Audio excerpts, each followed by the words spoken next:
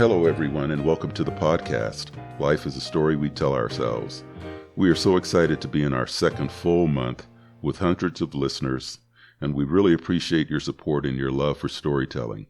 In fact, if you are a storyteller, we invite you to submit your stories that you can tell us on the podcast. Just go to our website at Life is a Story Podcast and select Share Your Story. There you can leave a 2-minute audio file of your story, and we will let you know if you were selected to join us to tell your story. In the coming weeks, we have some great storytelling interviews scheduled. In July, we will feature Yosemite Ranger Shelton Johnson, who will share his favorite stories with us. Shelton has appeared on the Oprah Winfrey Show and was prominently featured in the Ken Burns documentary on national parks. Shelton is world famous for his reenactment of Buffalo Soldiers. If you don't know about the Buffalo Soldiers, you will want to join us to learn more about these African American soldiers who protected many of our national parks. Then later in August, we will be joined by former National Park Service Director John Jarvis and his daughter, who will share their stories with us. So Anna, one of the fondest memories I have of you as a little kid is you following me around as we were doing projects around the house. Do you remember that? You know, everything we were doing was for these projects that we would do together. And so like whenever you were home, there was always something going on and we always did that stuff together. You mean projects like the time we put in a hot water heater under the house, and I had forgot about that. 36 wells that I needed to do in this copper piping, and we were under the house all day long, and you were just a little kid and you were under the house with me. Yeah, I wanted to know what was going on, and you always explained everything to me. That's why I can diagnose people's problems over the phone now, and I just have no problem doing those kinds of activities around the house. So, but it all really started when you were like 7 years old or so, or maybe even younger than that, 6 or 7 years old, when you would go shopping at the hardware store. I thought it was when you asked me to go shopping with you for your prom dress, and you're like 16 or 17, and like I totally spaced out that no, this has been going on, forever. And like there's more to the story than that, because I think it ended up happening because your mom and your brother were terrible shoppers. They always took too long to go shopping. They couldn't ever make a decision. And so we actually would leave them and do our own shopping by ourselves because we couldn't stand the fact that they couldn't make a decision and they were always taking so long. No, I remember we would, on rare occasions when we would be grilling and we would forget an ingredient, Mom and Tim would go to the store and sometimes they just wouldn't come back for hours. And you and I would, we just lollygag. We'd be making lemonade. Maybe we'd watch a show or turn on football. We'd kind of just wander around. And then at one point, you would always just kind of walk over to the dining room and look out the windows at the driveway. And you would just say, I wonder where your mom and Timothy are. And, like magic, they would always arrive within like 10 minutes of that. But it was just long enough that you were just kind of ask the universe if they were ever going to come back from the grocery store. Well, they would be wandering around. And even more recently that this has continued. I mean, you're 30 years old now. What was it, a couple of years ago? We met in Miami just for a shopping expedition. And we were so efficient. I mean, that was magical. I mean, we knocked out 4 or 5 department stores in a day and just got everything done. And so one of the other things that we did on that trip to Florida that was really great was actually a friend of mine was getting married, and we made a special trip to the mall to get me a dress for the wedding, which was really fun. We went to 5 or 6 different stores, I think, and just kind of wandered, and we'd saved so much time that it just ended up being a kind of no pressure shopping trip. And I ended up with the perfect dress. Well, what we're leaving out, though, on all of these shopping expeditions, that the number one motivation for us going shopping was to save money. So even back when we were shopping for your prom dress, as you remember, we were going and looking for sales. You got this beautiful prom dress at I think it was Neiman Marcus or one of those kind of stores. And it was absolutely gorgeous. And it was like, but I mean, it was really a deal. It was like 60 or 70% off. And the same with the dress in Florida. So, I mean, it was always going and shopping for deals that we were looking for. And that's always been the funnest thing about shopping with you is that it's never stressful. We always have a very good idea in mind, and we kind of talk about it on our way through the parking lot, and then we just go for what we've talked about. But yeah, it's always been nice to kind of do that hunting and have fun with it. Yeah. I don't know if it runs in the family with the girls, because your older sister, Kina, is exactly the same way. I'd end up going shopping with her, and she would never, ever want to go shopping or do anything unless she was going to get a deal. It was like not even in her consciousness to pay retail for something. But that was a lot of fun, no doubt. So other than all the shopping trips we did together, do you have any other Father's Day memories that come to mind? You mentioned fishing the other day. Yeah, so I don't remember kind of the individual fishing trips. I just remember that the fishing trips that we did were they were always kind of, I felt like they were always kind of spur of the moment. Like I felt like you would wake up one morning and just be like, hey guys, we're going to go fishing today. And it was always really exciting because you never know what's going to happen, when you go down to Folsom Lake. And so sometimes, we would go down there and the water would be really high. Sometimes it was, disastrously low when California started having some serious droughts. So anytime that we went down there was always kind of this adventure that was just down the street. It was a lot of fun being able to walk down to the lake. Well, talk about spur of the moment. So, of course, you won't remember this because you were only a few weeks old. But the one thing I remember, when you were first born, we took a trip to the White Mountains, which are on the east side of 395 in California, on the opposite side of the Sierra. So there's this valley, the Owens Valley, that splits the White Mountains from the Sierra. And we went up into to the White Mountains, and one of the things that's just absolutely beautiful about the White Mountains is that's where the oldest trees in the world are, the Bristle Cone Pine. And so it was actually on my birthday. So you were born in June. So 5 months later, in October, we took this trip up into the mountains, and we got there, and you were just this little baby, but we got there in the middle of the night. It was a full moon, and it was the most magical time that anyone could ever remember. And I took a little hike at night in the full moon, and to see the bristlecone pines in the moonlight. And it was really special because you were a newborn baby, and we thought we would christen you by taking you up into the mountains like that. It was just wonderful. That's one of my most fond memories of you, is on trips that we took. And of course, when you were older, 7 or 8 years old, we took that hike, which we've already talked about on the podcast, when we took the hike up into the Sierra along the John Muir Trail, when you guys were just little kids hiking over snow passes and up switchbacks and crossing raging creeks from the melting snow, because there had been a big snow that year. So I have a lot of fond memories with you in the wilderness and on hikes. Well, one of my favorite ones is I don't remember where we were, and maybe you will. But we had a trail guide, or a park ranger was with us, and you and I were with the trail guide, and Mom and Tim had fallen behind a little bit, and we reached kind of this peak amongst the path where we were, and we waited, and the trail guide said, let's wait for your wife and son, and we'll just rest here for a minute. This is a good place to stop. And, we sat down and got some water, and he kind of pointed at me and said, she really keeps up with you. I'm surprised. And you were just not surprised at all. You just kind of shrugged, and you were like, she usually does. And that was the highest compliment for me.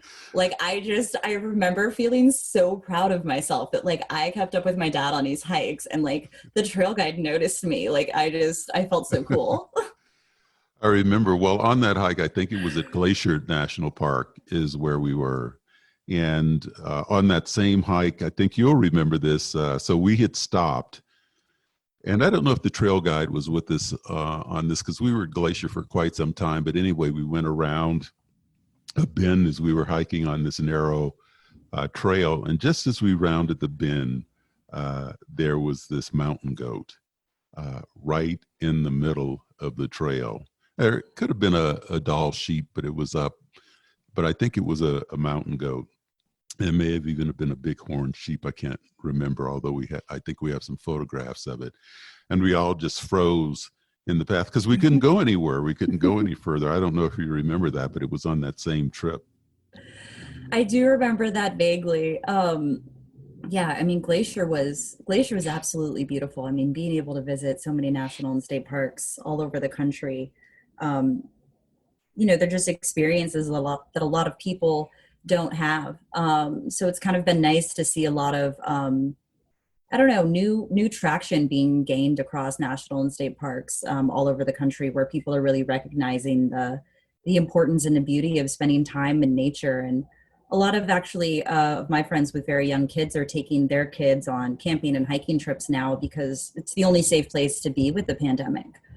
So there's kind of a reappreciation happening for nature right now. Well, that's interesting you mentioned that because a friend of mine, Paul Rogers, just wrote an article in the San Jose Mercury News about the fact that the Land and Water Conservation Fund looks like it might be reauthorized, something that I ended up working on most of my career. And we got close to it with what was called the CARA legislation, the Conservation and Reinvestment Act. And now there's this new act that passed the Senate. Now they're trying to get it past the House of Representatives. When I was working on this in the 90s, we got the bill past the House of Representatives, and then the Senate wouldn't pass it. So now it's reversed, and nobody knows whether it's going to pass that or not. But anyway, he was saying one of the reasons that there was such a movement to now reauthorize the Land and Water Conservation Fund, which is a fund that is funded by the Outer Continental Shelf oil royalties in the United States. It was enacted in, I think, 1965. And it pays for most of our state and national parks, and also for recreation areas in cities and counties and municipalities across the United States. And a lot of people don't even know about it. But one of the things that was mentioned in that article was that, there's such an appreciation now that we're doing this physical distancing and people have been so isolated. There's this tremendous appreciation now for the out of doors and for nature and what it means. And of course, we talked about this on an earlier podcast when we talked about biophilia and the need for people to interact with the environment and how it contributes to their health and well-being. It's just one of the most important things. And so if there's anything that's good that's come out of this whole COVID-19 restriction in this pandemic, it's been a greater appreciation for the out of doors. And yeah, absolutely. And I mean, there's a lot of events that are now being kind of rethought. So people are now considering how to hold concerts. And so musicians are trying to rethink outdoor venues and holding, these kinds of major events in much larger spaces that really you just don't have right now. So I think a lot of things are going to start taking place more out in nature, and it's going to just invite more people to be able to experience and appreciate that. Well, one of the other things, and it's kind of a negative thing that's happened, I guess it has its positive and negative sides, is that people also appreciate a lot more the human contact that's important. And in our case, in our family, we were always hugging each other. And in fact, we had this tradition of what we call the hug alert, where we all got together in a big circle and you or your brother would yell hug alert and we'd all get together in a big circle. And it has everything to do with our theme music that's played on this podcast. people often wonder, well, where's that theme music coming from? Or is that some stock music that someone found? But our theme song was actually written as a result of our hug alerts. And it's called Never Gonna Let You Go. And we would hug each other and say, we're never gonna let you go. And that's how the song ended up getting written. But in this whole COVID-19 thing and this isolation, people now are recognizing, I miss my hugs. I miss seeing my relatives or my friends or being able to hug each other, which is really important to human beings, this physical contact that we have with each other. Yeah, absolutely. I mean, there's so much to be said for human contact on a psychological level, on an emotional level, just general well-being at all. And there's kind of this trend since the pandemic kind of hit the United States where people are, counting how many days that they were, in quarantine and in isolation. And, I'm somewhere around day 90. And I can count how many hugs I've had during that time, which is so depressing. It's so depressing, but it also just makes me appreciate them so much more. And it's so much more valuable when I have a chance to see other people and spend time with them, because there is no other distraction. It just doesn't exist. No one is running off somewhere. No one is stopping by. There's only the time that you spend with another person, and there's just kind of no distractions about it, which is really great. Well, I wrote a little piece not long ago on hugging when this whole COVID-19 started. Here goes. I'm just going to read this briefly. This is my editorial comment about how important it is to hug. I like hugs. I was reminded how much when Lorena and I came upon a friend at the market on Thursday, long before the coronavirus pandemic, and we all made our little hug circle as we greeted one another. I told this friend of the story about my family hug alerts, which usually occurred when I arrived home from work, but not always. Sometimes someone just yelled, "Hug alert!" and we'd all form, in this case, a big hug circle and embrace each other in a ball of comfort. I like hugs now more than ever.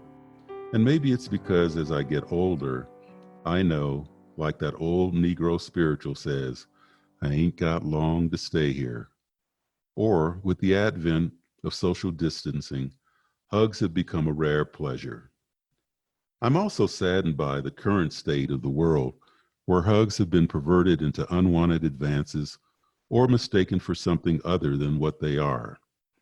Yeah, I know there are bad actors who hug with ill intent. I was an equal opportunity investigator for my organization years ago and often had to ferret out those bad actors. And later as a manager and chief executive, had to discipline or fire such bad actors. For a time, it caused me to abandon my like for hugging, except within the confines of my family and very, very close friends. Despite what we see and hear in the news about inappropriate touching, including the simple placement of a hand or pat on the back, I'm happy to be retired and living in a country that embraces the act of hugging.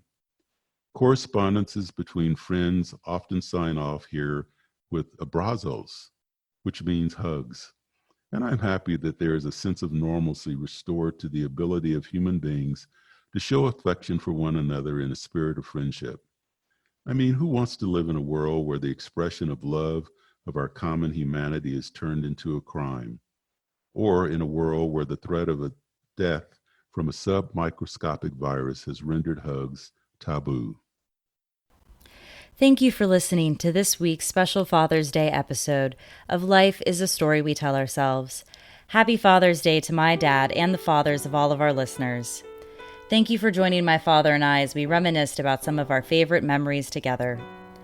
Please remember to subscribe to the podcast and share with your family and friends. You can also find us on the web at lifeisastorypodcast.com. Join us next week for a story about an evil family rooster, Diablo. From our family to yours, stay safe, share happiness, and remember, the important thing is not to stop questioning. curiosity has its own reason for existing.